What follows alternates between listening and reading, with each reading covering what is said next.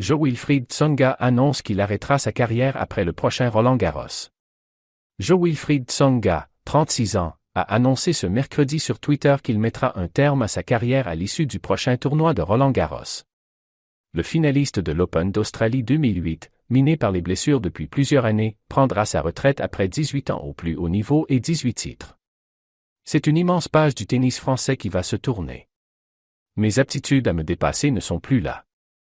Ce constat est de Jo-Wilfried Tsonga et il est synonyme d'une page qui se tourne, pour le tennis français. Une immense page. Le Manceau a ainsi annoncé ce mercredi, à quelques jours de ses 37 ans, sa décision d'arrêter sa carrière à l'issue du prochain Roland-Garros. La raison ultime c'est de me dire, c'est le dernier frisson, explique-t-il dans une vidéo qu'il a relayée sur son compte Twitter. Tsonga déclare avoir décidé cela depuis quelques semaines et croise les doigts pour pouvoir vivre cette dernière danse devant son public. Ce sera mon 15e Roland et j'espère que d'ici là, entre 22 mai et 5 juin, note de la rédaction, je resterai en forme et je serai capable d'être celui que j'ai toujours été dans ce tournoi. Demi-finaliste des internationaux de France à 2 reprises, 2013 et 2015, il ne se fixe pas d'objectif précis, le but, c'est d'être moi-même et j'aime être performant. Cela fait plusieurs années que, tous les jours, il y a au moins un moment dans la journée où je me dis « Pourquoi je me fais du mal comme ça ?» Dans un cadre familial, Tsonga justifie le choix de Roland pour tirer sa révérence, c'est le tournoi qui représente le mieux tout ce que j'ai fait. Il raconte comment l'inéluctable clap de fin s'est imposé à lui, au fil de mois de galère, de douleurs dans le dos ou encore le bassin. Cela fait plusieurs années que, tous les jours, il y a au moins un moment dans la journée où je me dis « Pourquoi je me fais du mal comme ça ?»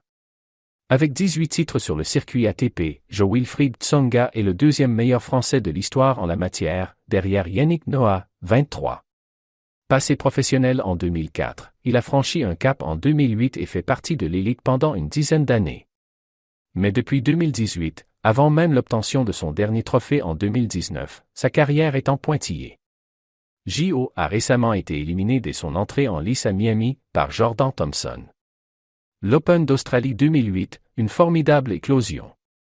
Ma tête me dit, tu peux jouer toute ta vie, mais mon corps me dit, tu n'es plus capable d'aller plus loin que ce que je te donne, et avant c'est ce que je faisais tous les jours, détaille celui qui avait émerveillé le monde du tennis lors de l'Open d'Australie 2008, atteignant la finale à la surprise générale, malgré son statut de « jeune qui monte ». Il suscitait en prime des comparaisons physiques avec Muhammad Ali. Une star était née.